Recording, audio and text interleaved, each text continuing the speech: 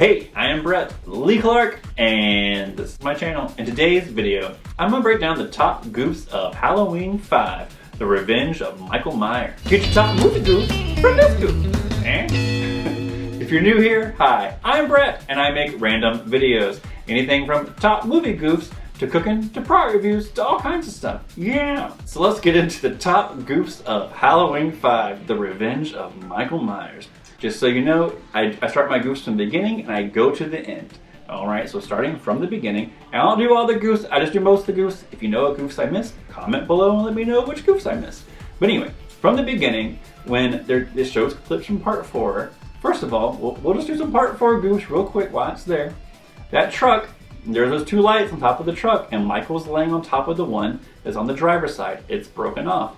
Yet when Rachel slams on brakes and throws him off, that light over the driver's side is now fixed. There's that. And then Michael falls into the hole, and they use dynamite finally.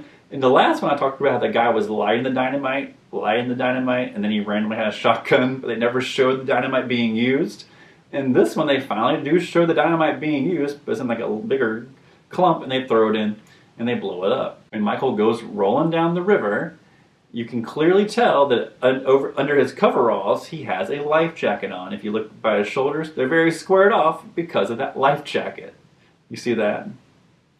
Then, when Jamie is writing on the chalkboard, "He's coming for me," she writes it out. In the next clip, when they show it again, someone has now went and put an apostrophe over that E and S for "he is coming for me." But before, she didn't put an apostrophe, but then someone went back and corrected her grammar, which I guess she could have done that. But that's the only thing I noticed really different about the chalkboard writing. The G's a little bit different, but for the most part, it looks almost identical. It's just someone's added an apostrophe over "he's coming for me." Take note of the fact that he has that thorn tattoo on his right hand. So take note of the fact that he has a thorn tattoo on his right hand. We'll come back to that in a minute. So then when they're all in the hospital room, and someone throws a rock through the window, and it breaks the window, and Dr. Loomis picks it up, and it says, "The evil child must die." So later on, when him and Rachel exit the building, he's holding that letter, but if you look, the evil child was written in like big font when he had it by the rock, but now that he's outside with it, it's like written very tiny. You can barely see it even says anything, and then you can kind of see where it says child, but the evil child is way smaller than it was when he was first reading it inside the hospital room. And then as they're walking outside, if you look, right when they get to a stopping point, if you look in the window on the right side of the screen, you can see the boom mic. See that? See the boom mic? Okay. Which also happened in part 4. I guess Dr. Loomis just has a boom mic thing happening, where the booms always show up in shadows and reflections. When Dr. Loomis is talking, he says that 12 years ago, when he escaped, well, technically it had been 11 years ago that Michael escaped. Part 4 takes place 10 years after part 1. And then at the very beginning of this movie, it says 1 year later, after the part 4 ends. So that would be 11 years from part 1, not 12, but Dr. Loomis says 12 years. Then Dr. Loomis goes to the Myers house. Okay, first of all, that's the best they could do as far as a recreation of the Myers house, is a big blue Victorian house, when Michael lived in like a box-looking house to begin with. Like, come on, in every city across America, there is a box-looking house, 2-story box house, that you could have found that looks more like the Myers house than a big blue Victorian house. So then when Mikey is like cleaning his car, there's a bunch in a row right here, so get ready. So when Mikey is cleaning his car, first of all, if you look at the hood of the car, you can see the reflection of like the filming light, the set light, clear as day in the hood of the car. You see that? As he's like going down the side of the car, you can see the reflection of the cameraman in the mirror. You see?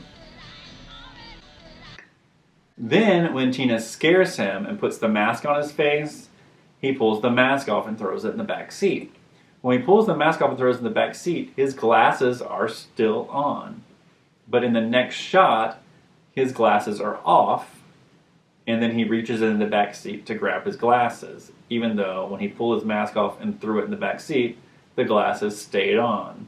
You see that? Okay. And then, so when Michael kills Mikey, when he raises his hand with that gardening fork, you can see his right hand does not have the thorn tattoo on it. Also, it looks as though you can kind of see like where the makeup stops as far as like burn marks and stuff. And his skin's pretty white right here, which could be a tan line, but I'm gonna go with they just stopped doing the makeup so far down, and they also forgot to do the thorn tattoo that we saw earlier in the movie. And then when he slams it to his head, it goes like right here into his forehead, but when he falls backwards, the fork is more like up towards his like scalp. You see that? It's like more face forward like this, but then when he falls backwards, the handle and all is like more like this coming off the top. So then they go to the party, right? And they go into the barn. Well, watch Tina's hair. So Tina's hair, the whole time they're at the party, her hair's up. And then as they walk into the barn, her hair's up. When they first get into the barn, her hair's up. But when they go to get the kittens, her hair is now magically down and will stay down for the rest of her time in the movie. So her hair goes from up to down. And then when Sam and Spitz are getting it on, she has gloves on, right? Well, he takes the gloves off with his mouth, and you see like her hands, you know, she doesn't have gloves on while they're doing it.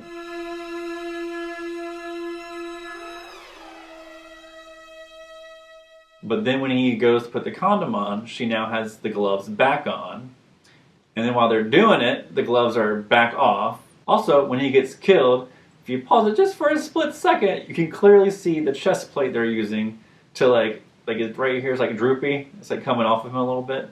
But you can clearly see the chest plate, like the fake chest plate that's right there that's being stabbed through. So then Jamie shows up and Michael starts chasing her, right? Well, there's a lot of goofs in this area. So Michael starts driving at them. First things, Michael somehow goes from being in the driver's seat to the passenger seat, which if you watch like behind the scenes stuff on it, it says that they filmed it with him driving towards a mirror, I guess to help film, I guess. I don't know. But for some reason they filmed him driving towards a mirror and then forgot to like flip the image. So that's why he goes from like being in the driver's seat to the passenger seat.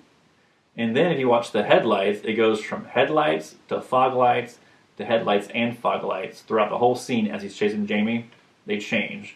Like headlights, I'll show you headlights, fog lights only, and then headlights and fog lights. And then also when he's like driving around the tree after Jamie, if you look in the back seat, you can see the red light of one of the cameras that's positioned in the back seat of the car as well as he's like driving around chasing her. See that? So then when Michael goes to kill Tina, he like stabs into her. And when he does, if you look closely, the knife bends. Which when I always watched this as a kid, I was like, oh, he stabbed her really hard. He stabbed her so hard the knife bent. But it's more of a mess up because it's probably a flimsy like rubber knife. So they go back to the Myers house and the cop cars are outside with the SWAT cars, right? The cop cars drive off, leaving the SWAT truck. But in the next shot, the cop cars are still by the SWAT truck driving off. So it's like lots of cop cars. It's like, cop cars go, no cop cars left. Oh, wait, there's some more cop cars to come. Man, see that? So when the cop and Jamie are trying to get out the window, the cop goes to shoot Michael. Well, before he shoots, as Michael's busting through the door, a bullet hole is already in the door before he shoots. See that? Then when he shoots twice, and it shows that one bullet hole is already there, counts as the first shot he shoots, and then another bullet hole emerges. But also, he shoots an additional 8 times, but he has a 6-round revolver. But he shoots 10 times total at Michael using a 6-round revolver. Okay? This part always got me as a kid because like my grandma had a laundry chute. But when she goes into the laundry chute, her shoe kind of falls off, but they never like really show it fall off, but it kind of fell off. But anyway, I guess since it's like a ballet slipper, it technically is like tied to her, so maybe it stays on. But it kind of looks like it falls off in this shot. But then she still has it on later.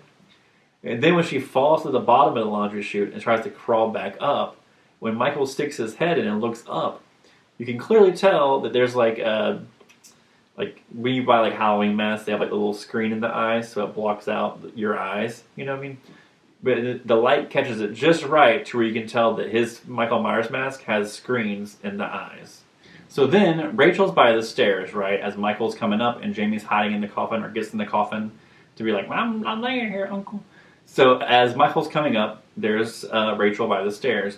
but when Jamie falls out of the coffin and goes running down the stairs, you can't really see Rachel anymore. I'm not sure if she's just missing altogether, or if like the way the camera is shooting, you can't see her. But it seems as though the body is no longer there when she runs out of the attic. So then when Dr. Loomis like drops the chain on Michael and he's like fighting his way through the chains, well, the chains wiggle their way around to where they fall like right here, right? So Michael's head is outside of the chains. But when they show like the camera angle of like Dr. Loomis hitting him with like the piece of wood, the camera is supposed to be like Michael's eyes, but it shows the camera inside the chains getting hit by Dr. Loomis. Does that make sense? Instead of outside the chains like this getting hit by Dr. Loomis, because his head's technically outside the chains, but it's showing as though he's inside the chains like this. If that makes sense.